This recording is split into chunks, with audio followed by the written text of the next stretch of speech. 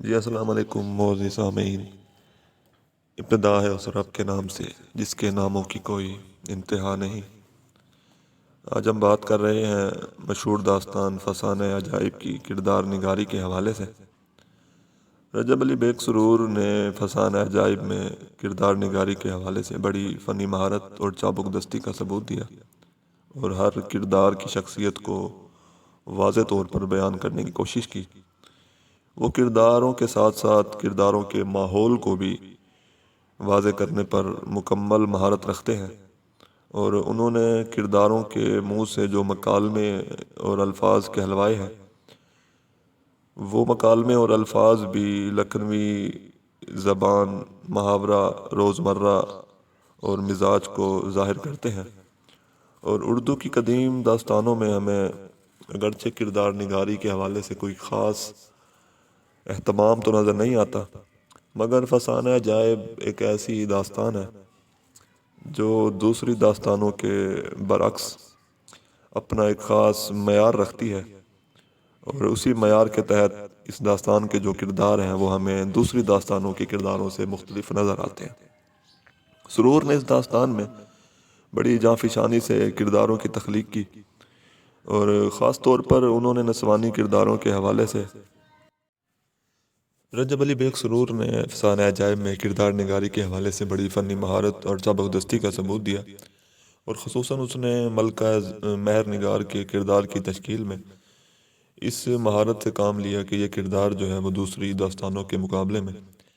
ایک زندہ و جاوید اور امتیازی خصوصیت کا حامل کردار بن چکا ہے۔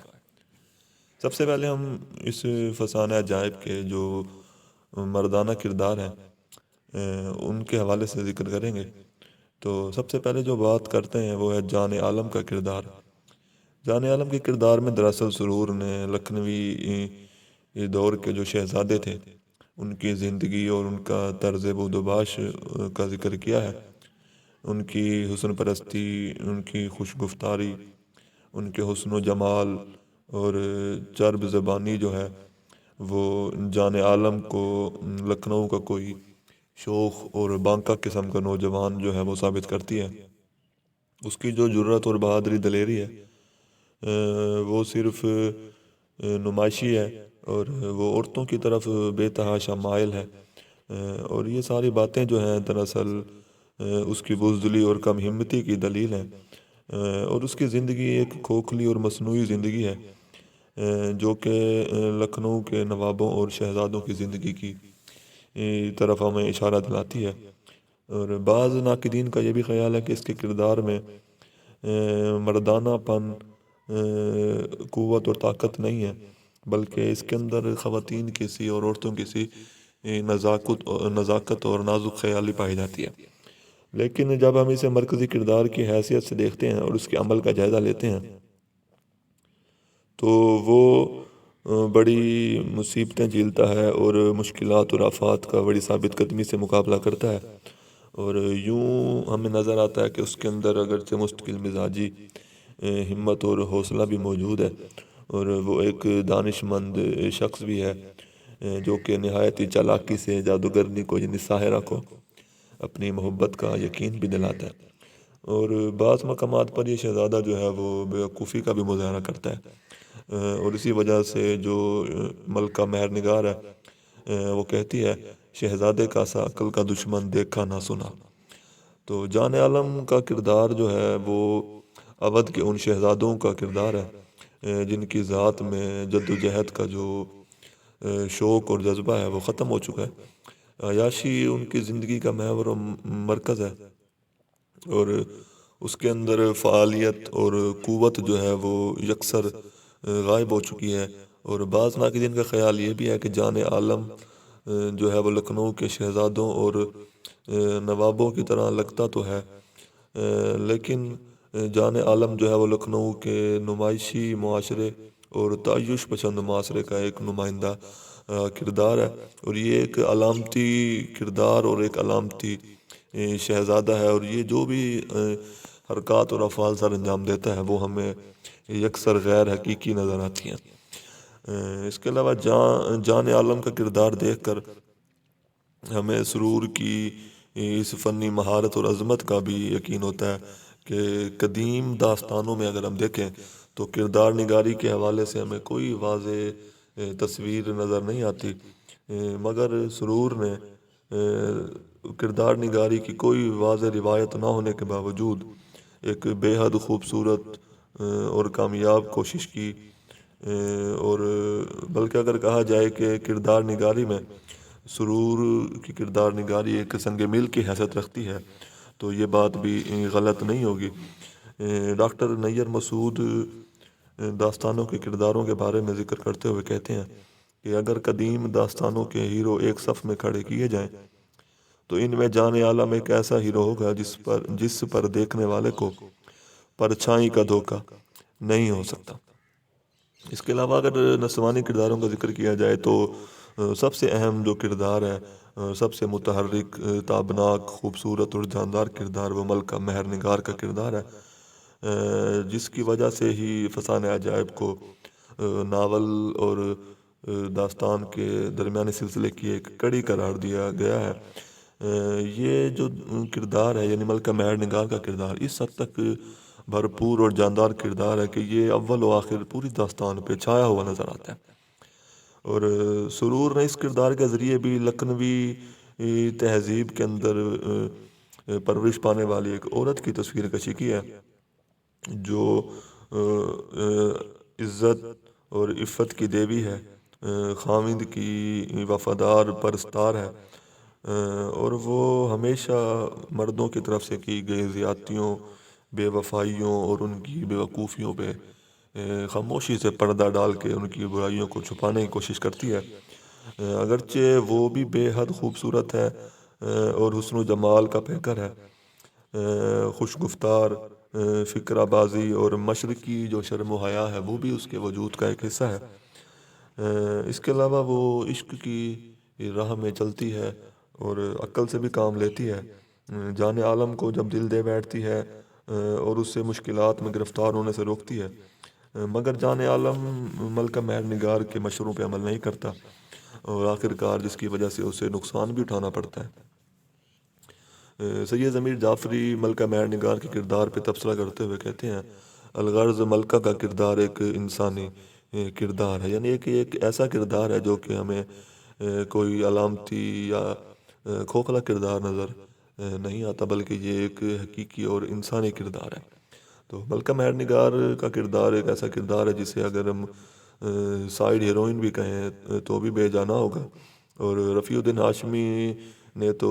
ملکہ مہر نگار کے کردار کو اس داستان کا سب سے دلکش، جاندار، مضبوط اور حقیقی کردار قرار دیا۔ اس کے علاوہ شہزادی انجمن آرا کا جو کردار ہے وہ ایک ایسے کردار کے روپ میں سامنے آتا ہے جو کہ حسن کا پیکر ہے، اگرچہ وہ معصوم سی اور سیدھی سادی سی ایک شہزادی ہے، اور ملکہ مہر نگار کی شہزادی انجمن آرا جان عالم کی محبوبہ اور داستان کی جو ہے وہ ہیروئن بھی ہے۔ زندگی اور دنیا کے جو مشکلات ہیں، مصائب ہیں، اتار چڑھاؤ ہیں، شہزادی انجمن آرا ان سے واقف نہیں ہے۔ خوبصورت ہونے کے ساتھ ساتھ وہ اگرچہ ایک عالی ظرف خاتون، نیک دل خاتون اور ایک اچھے اخلاق کی مالک عورت بھی ہے، اور سرور نے اسے ایک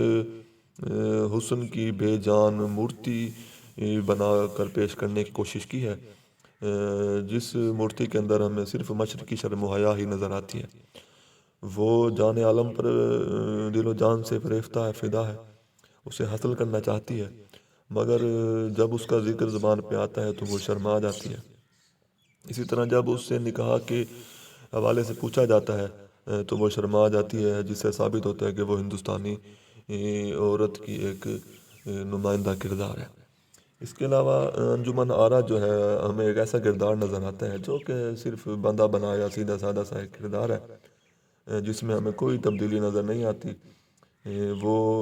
لکھنؤ اور اودھ کی ایک ایسی شوخ چنچل شہزادی ہے جس میں ناز و ادا بھی ہے، غرور بھی ہے، اور اپنی دولت اور شہرت کا نشہ بھی ہے، اس کے وجود کا حصہ ہے۔ اس کے علاوہ انجمن آرا جو ہے وہ ایک ایسا کردار ہے جس کا ظرف بڑا اعلیٰ ہے۔ ملکہ مہر نگار سے جب اس کی پہلی ملاقات ہوتی ہے تو وہ اس سے بڑی پرتکلف گفتگو کرتی ہے،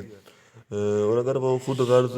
یا حسد کرنے والی ایک عورت ہوتی تو وہ ایسی پرتکلف انداز میں گفتگو کبھی نہ کرتی، جس سے ثابت ہوتا ہے کہ اس کا جو اخلاق ہے وہ بھی بڑا عمدہ ہے، کہ دو دو سوکنوں میں وہ رہنے کے باوجود حسد اور دشمنی جو ہے وہ اس کے قریب سے بھی نہیں گزرتی۔ جب شہزادہ جان عالم سے نکاح کے حوالے سے اسے سوال پوچھا جاتا ہے تو وہ خاموش ہوتی ہے، شرماتی ہے۔ تو وہ منظر ملاحظہ کیجئے کہ ایک بڑھیا کہتی ہے، دلہن سے صاف صاف کہلوایا چاہتی ہو، دنیا کی شرم و حیا نگوڑی کیا اڑ گئی، اتنا تو سمجھو بھلا ماں باپ کا فرمان کس نے ٹالا ہے جو یہ نہ مانے گی۔ اس کے علاوہ ایک اور کردار جو ہے وہ ماہ طلعت کا کردار ہے، جو کہ ایک بیوی کی حیثیت سے ہمارے سامنے آتا ہے۔ اسے بھی اپنے حسن جمال پر بڑا غرور اور ناز ہے، اور ساتھ ساتھ وہ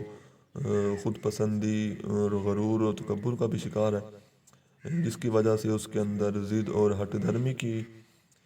جو ایک خصوصیات ہے وہ بھی ہمیں نظر آتی ہیں۔ اگرچہ یہ کردار صرف مختصر وقت کے لیے ہمارے سامنے آتا ہے، لیکن اس کے جو اثرات ہیں وہ دیر تک ہمارے ذہن پہ موجود رہتے ہیں۔ اس کے علاوہ وزیر زادے کا جو کردار ہے وہ ایک بے جان اور کمزور سا کردار ہے، جو کہ جان عالم کا اگرچہ دوست تو ہے، لیکن کیونکہ وہ ایک وزیر زادہ ہے، وزیر کا بیٹا ہے، اور اسی وجہ سے اس میں ایک احساس کمتری بھی ہے، اور وہ اپنی نمک حرامی اور بد نیتی کی وجہ سے جان عالم پر فتح پا لیتا ہے، گرفت مضبوط کر لیتا ہے، اور جان عالم خود جان عالم جو ہے وہ بن کے بیٹھ جاتا ہے۔ اس کے علاوہ وزیر زادے کا کردار ہمیں کمزور اور نامکمل ادھورا سا کردار نظر آتا ہے۔ اس کے علاوہ ایک اور کردار جو ہے وہ چڑی مار کا کردار ہے۔ یہ ایک ایسی غریب عورت کا کردار ہمارے سامنے ہے جس میں ہمیں سادگی کے ساتھ ساتھ خلوص بھی نظر آتا ہے، جس کے اندر ایک قربانی کا جذبہ بھی موجود ہے، اگرچہ غریب اور مفلوق الحال عورت ہے، اور ایسی صورت میں جب وہ بندر اس سے ملتا ہے تو وہ اس کے لیے نعمت تھی، لیکن اس کردار میں ہمیں انسانی ہمدردی جو ہے وہ اپنے عروج پہ نظر آتی ہے، کہ وہ اپنے خامند کو، اس معصوم بندر کو قتل کرنے سے روکتی ہے، اور خدا کے بھروسے پر وہ چڑی مار کو دوبارہ شکار کے لیے جنگل میں بھیجتی ہے۔ سرور نے اس کردار کے اندر بہت ساری صفات جو ہیں، مثلاً قناعت اور صبر اور تحمل کی صفات کو بھر دیا ہے، جو اپنے لیے کبھی بھی پسند نہیں کرتی کہ وہ دوسرے کی جان لے۔ اسے اگرچہ خود بھوکا پیاسا رہنا منظور ہے، لیکن وہ پیٹ بھر کر بے اطمینان زندگی بسر کرنا ناپسند کرتی ہے۔ چڑی مار کی بیوی کی طرح ضمنی کہانیوں کے دوسرے کردار بھی ہمارے سامنے آتے ہیں، مثلاً سوداگر کا کردار یا بٹھیاری کا کردار، اور یہ کردار بھی کسی نہ کسی صفت کی اور خوبی کی عکاسی کرتے ہیں، اور ہمارے لیے ایک دلچسپی اور دلکشی کا ذریعہ بنتے ہیں۔ ان کے کرداروں میں پسر میجسٹن کا کردار ایک ایسا کردار ہے جس سے ظاہر ہوتا ہے کہ سرور کی نگاہیں بڑی دور رس تھیں، اور سرور بڑی فنکاری سے کام لیتا رہا۔ سرور نے پہلی بار اس داستان میں ایک انگریز کے کردار کو شامل کیا، جہاں پہ وہ لکھنؤ کے کردار کو، ماحول کو ظاہر کر رہا تھا۔ اسی ماحول میں ہمیں انگریز بھی چلتے پھرتے نظر آ رہے تھے، اس لیے کہانی میں کرداروں کی شمولیت سے قصہ زیادہ جو ہے وہ ایک حقیقی قصہ بن گیا، اور جس سے معاشرت کی ایک بھرپور عکاسی بھی ہوئی۔ ڈاکٹر محمد صادق جو ہے وہ ان داستان کے کرداروں پہ تبصرہ کرتے ہوئے لکھتے ہیں کہ مہر نگار کے علاوہ دیگر تمام کردار جو ہیں وہ ڈمیز ہیں، یعنی غیر حقیقی یا ایک کٹ پتلے کردار ہیں۔ مجموعی طور پہ اگر ہم ان کرداروں کو دیکھیں